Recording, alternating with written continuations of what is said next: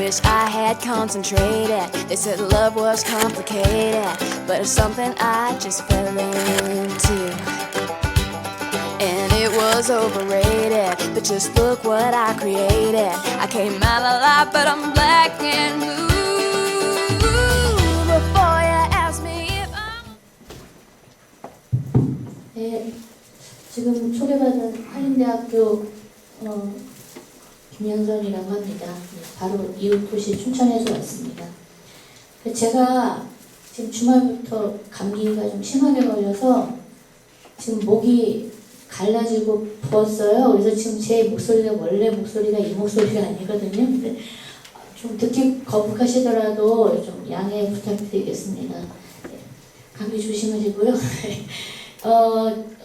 일단 제가 원래 좀 이 국문학 연구자인데 제가 지금 한림대학교에서 가르치고 있는 거는 주로 문학 수업하고 그다음에 학생들 글쓰기 수업을 주로 하고 있습니다.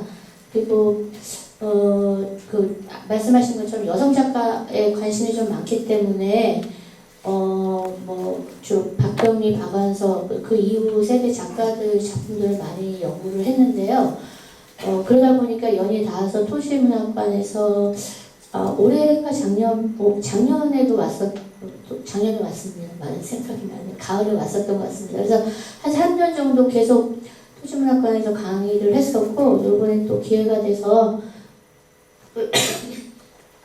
춘천은 받지 못한 인문도시 원주 사업에 첫 주자 스타트를 끊게 돼서 정말 영광스럽게 생각을 합니다. 그리고 좀 뭐랄까 오늘 하는 얘기들이 조금 막 제목에서처럼 우울할 수는 있는데 정확하게 말씀하신 것처럼 이와 같은 게 있기 때문에 박경리 작가가 나중에 정말 토지 이후에 어떤 생명사상과 같은 어떤 더 넓은 세계로 나갈 수 있었다는 거고요. 그다음에 이제 초기 소설이다 보니까 이제 많이 작품들을 안 읽으신 분들이 많아요. 그래서 제가 그걸 충분히 염두에 두고 강의를 진행을 하고, 그다음에 또 하나는 이제 문학 전공 아니신 분들도 계실 거라고 생각하고 단순한 관심, 박경리 작가에 대한 또 애정 때문에 오신 분들이 원주에는 상당히 많더라고요. 제가 이제 2, 3년 강의를 다녀보니까 그래서 그냥 좀 작품 이해에 도움이 될 수 있는 소설 인용을 하면서 그 부분에 대해서 같이 감상하는 식으로 가능하면 전문적인 내용을 좀 가능하면 좀 줄여가면서 수업을 하도록 하겠습니다. 네.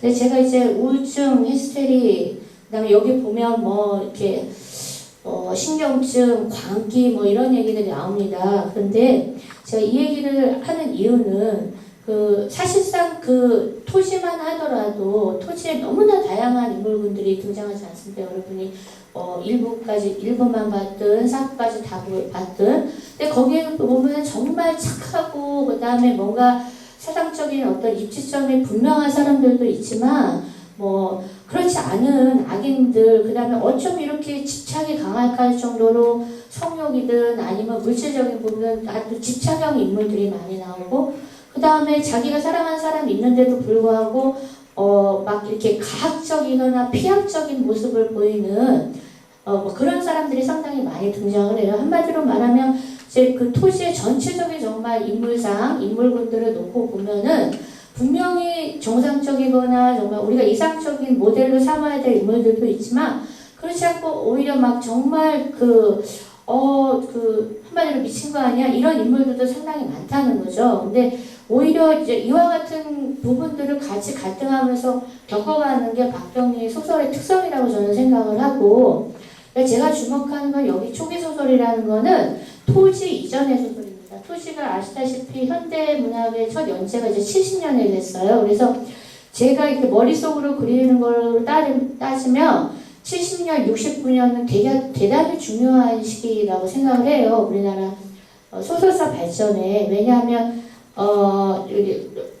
철저히 이게 제가 이제 좋아하는 작가인 박경리하고 박완서 씨가 비슷하게, 박경리 씨가 이때 토지를 연재하기 시작했고 박완서 씨가 이때 등단을 했습니다. 1970년 여성동화에. 어떻게 보면 전환점이 됐다고 저는 생각을 하는데, 요 전 작품들에서 상당히 박경희 작가가 의외로 작품을 많이 썼습니다. 특히 대중성이 강한 그리고 잘 팔리는 장편 소설도 상당히 많이 쓰셨고요. 그나마 이제 독자들이 알만한 작품들로는 이제 성녀와 마녀나 아니면은 좀 약간 좀 그 바다를 배경한 김약국의 딸들이라고, 제가 이거를 얘기하는 거는 좀 나이 드신 연배 세대 분들은 아마 이게 드라마로도 나오고 영화로도 나왔었거든요. 그만큼 이제 상당히 인기가 있었던 작품들을 많이 썼는데, 그 작품들도 보면 제목에서 보이는 것처럼 성녀와 마녀지 않습니까? 악한 여성의 인물이 이 여성이 상당히 되게 매력적이면서 동시에 이 안에 뭔가 그 끌어오르는 분노나 격정 같은 걸 가지고 있거든요.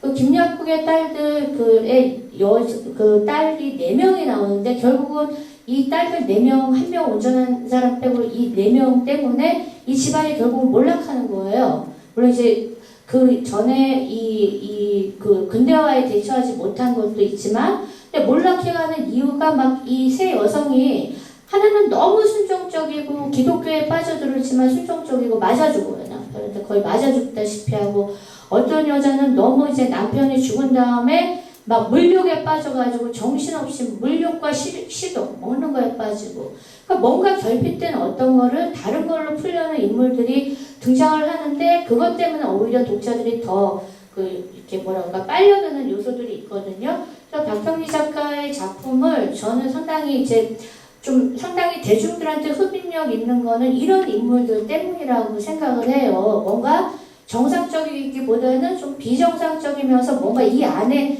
어떤 요소들, 분노든 뭐 욕망이든 뭐든 이렇게 약간 정상과 비정상의 경계에 있는 인물들이 내뿜는 뭔가 카리스마든지 뭔가 요소들이 있기 때문에 뭔가 이렇게 그 흡입력이 있지 않을까. 그리고 그 요소들이 고스란히 이제 토지로 이렇게 발전되는 모습을 보여준다고 생각을 하는데, 이 뿌리를 좀 제가 찾아갔어요. 그리고 이제 토지 이전의 작품에 관심을 가지다 보니까 이제 등단적인 작품부터 제가 이따 말씀을 드릴 텐데, 거기로 가서 보니까 그 작가가 가지고 있는 이 인물들의 어떤 이런 부분들에 아주 근저에 있는 거는 결국 전쟁이더란 말이죠. 한국 전쟁 때 이 작가가 남편을 잃습니다. 이 불신시대, 암흑시대 소설에 나와요.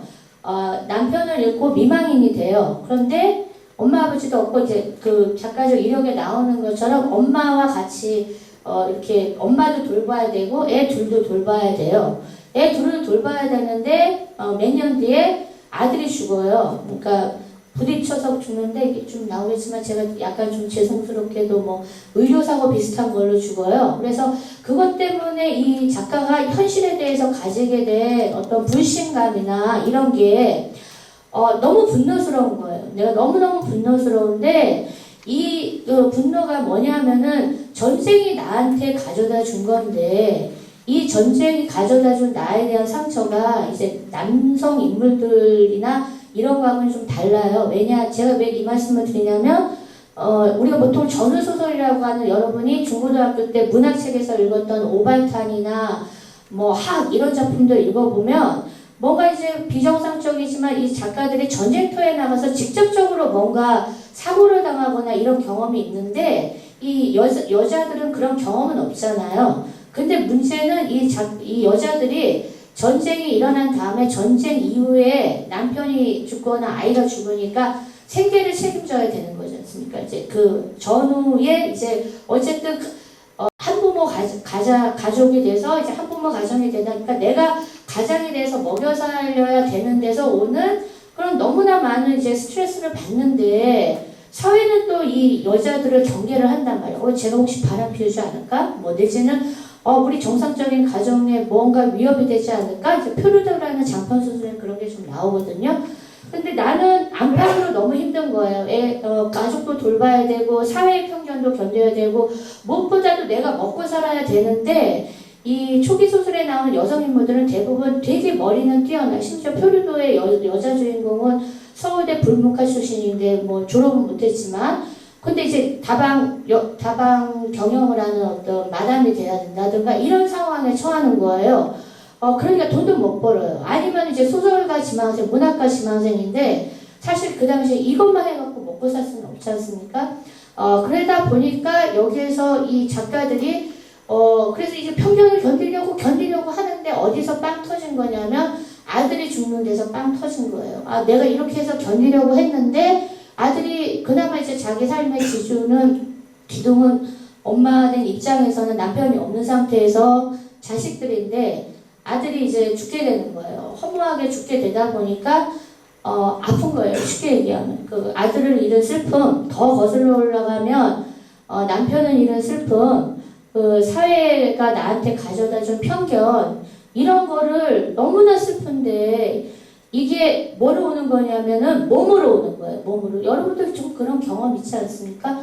내가 근데 뭔가를 사회적인 어떤 존재면은 어디 가서 따지거나 말을 해야 되는데 아직까지 너무 슬픔이 과한 나머지 그게 그렇게 정리된 언어로 나오지가 않는 거예요. 정리된 언어로 나오지가 않으니까 내가 막 즉자적인 분노를 일으키거나 아니면 이제 몸으로 이걸 앓게 되니까 여기 보면 주인공들이 대부분 폐결핵, 감기, 그 다음에 뭐 이런 식의 어떤 질병을 앓고 더 심하면 이게 막 그 광기로 나타난다거나 아니면은 다 우울해요. 정말로 다 우울증 환자들이에요.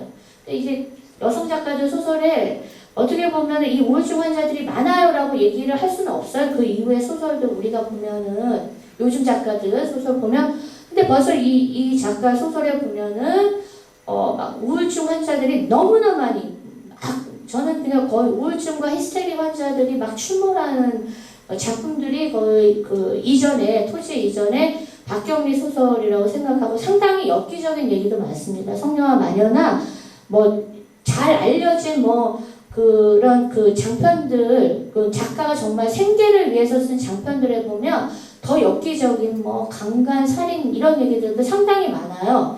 근데 이거는 그렇다고 이제 제가 계속 얘기하는 거는 그렇다고 박경리 작가의 작품성이 떨어진다거나 작가 세계에 흠집이 있다거나 부도덕하다고 얘기를 하는 게 아니라 이걸 통해서 작가가 뭔가 항의를 하는 방식이 있다라는 거죠. 그리고 작가 자신이 그런 상태에서 어쨌든 생계나 생존을 해야 되지, 그러니까 살아남아야 되기 때문에 작품들을 끊임없이 써냅니다. 그래서 지금 그 박경리 전집이 마로니에 북스라는 출판사에서 지금 계속 나오고 있는데 지금 저도 이제 다른 작품 해설 꼭지를 써야 되는데 계속 지금 발견이 돼요. 얼마 전에 백세족이라고 발견되고 계속 발굴되는데 어디 막 지방에 있는 신문에도 연재를 하고 그래서 대단히 많이 연재를 했습니다. 그래서 그런 부분들을 염두에 두면 이 초기 소설에서의 그 어떤 그 여성 작가들이 이렇게 여성 인물들이 자식과 남편을 잃은 어떤 슬픔 전후에 이제 자기한테 주어지는 사회의 편견을 견디기만 하면 안 되죠. 견뎌내기 힘드니까 그게 몸으로 나타나는 질병, 몸으로 나타나는 게 우울증과 히스테리다. 뭐냐면은 말을 못해요. 말을 못하는 어떤 것이 막 울음, 아니면 이렇게 전이라고 하는데 막 환각을 보는 거, 환상, 죽은 아이가 막 나타나는 거예요. 환상을 보는 걸로 나타나기도 하고, 아니면은 막 그 통곡과 같은 울음소리와 같은 형태로 나타나기도 하고 환청이 들리기도 하고 막 그렇거든요. 근데 이 부분에 여기 제 요 PPT 자료 말고 원고에도 보면 나오지만 작가 자신이 박경리 초기 소설인 그 암흑시대를 아들을 화장장에 묻은 날부터 썼다고 나와요. 예. 너무나 슬픈 마음에서 그러니까 그 죽은 날 화장하고 이제 그 다음 날부터 쓴 게 암흑시대라는 소설이고요.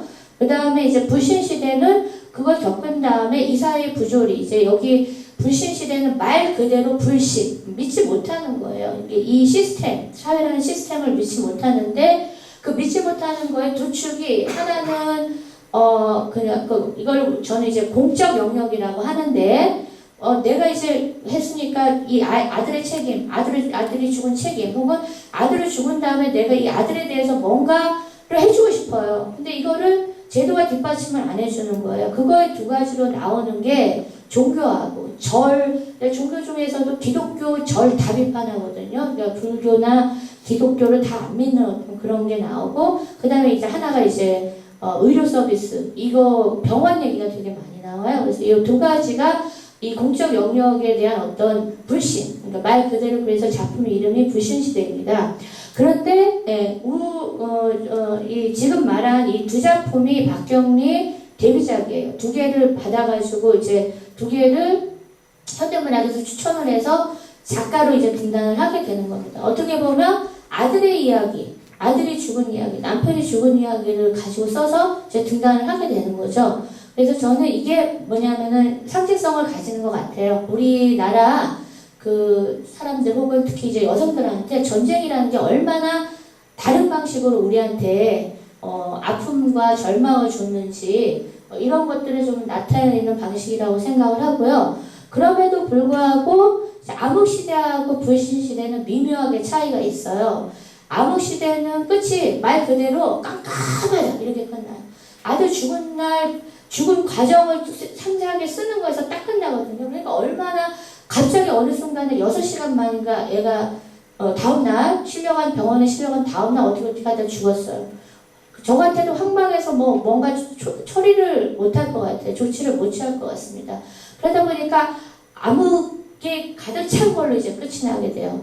이거는 아들을 애도하고 싶은데 채 애도를 못한 거예요. 애도를 못한 상태고, 근데 불신시대에 가면은 이 작가가 이제 그 절에도 가보고 병원의 문제점도 묻고 그러다가 그 절에다 맡겨놓은 아들의 절의 그 명부에다가 맡겨놓은 원래 이렇게 한 달에 1년에 한 번씩 그 제사 지내는 걸 절에서 하기도 하잖아요. 사진 맡겨서.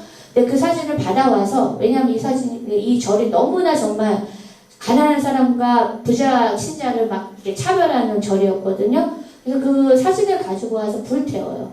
그리고 나서 이제 나에게는 생명이 있다 막 부르짖는 얘기로 끝납니다.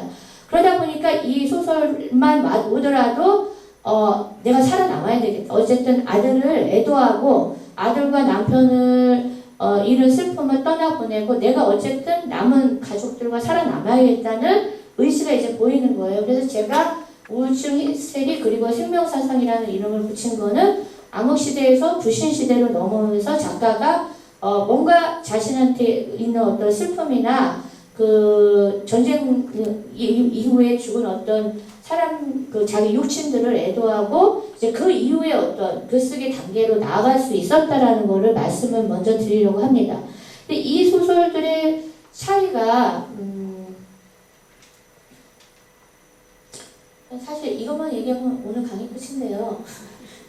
네, 그래서 제가 지금부터 얘기할 거는 이 죽음이라는 게 죽음이 있기 때문에 삶이라는 게 있지 않습니까? 이 작가한테 얼마나 그 육친의 죽음이라는 게 일종의 글쓰기에 저는 첫 출발이라고 생각을 합니다, 이게.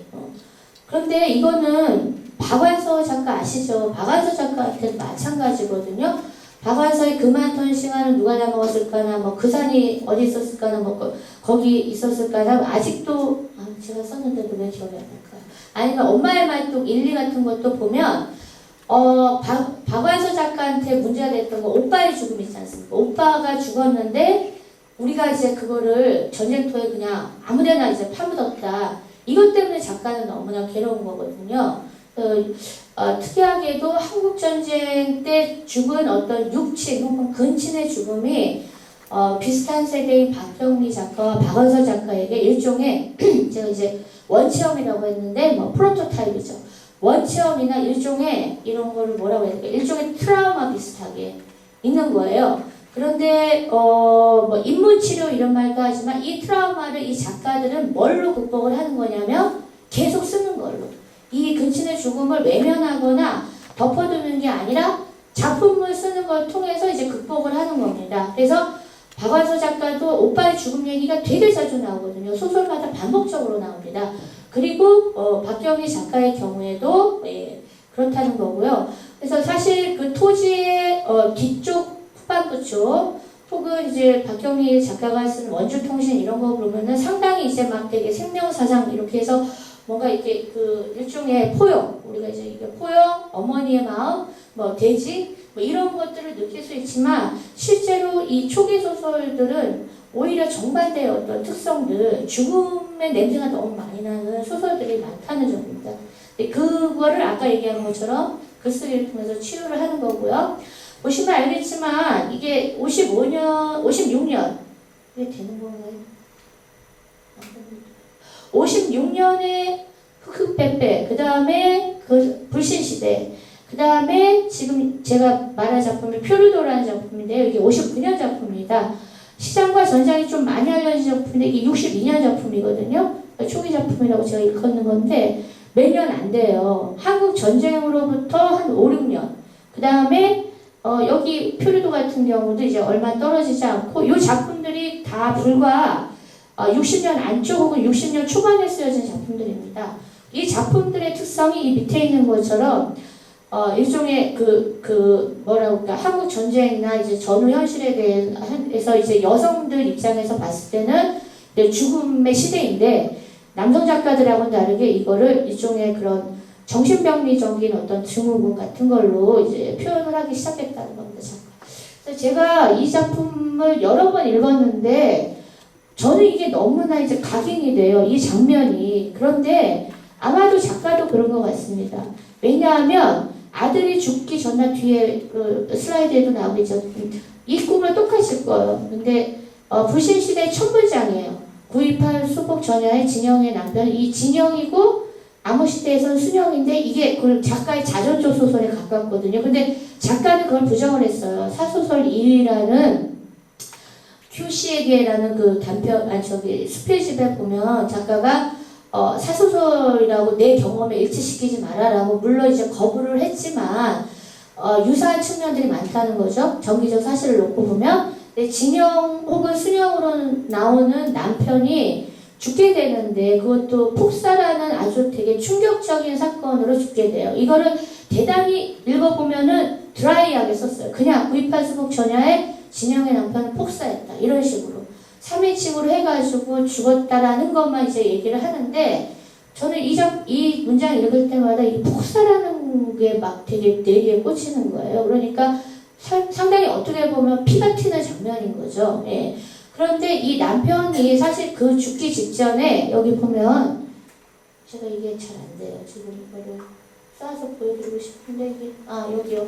보면은 그거를 이제 죽기 전에 마치 암시한 것처럼 그 괴뢰군이 인민군이잖아요. 그 북한 병사가 나이 어린 병사가 죽는 장면을 목격을 해요.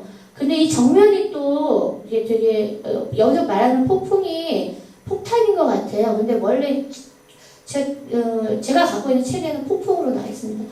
내장에 피비린내 파리떼가 막 이렇게 아귀처럼 몰려드는 장면, 이런 식으로 아주 되게 비참하게 묘사가 되거든요. 예.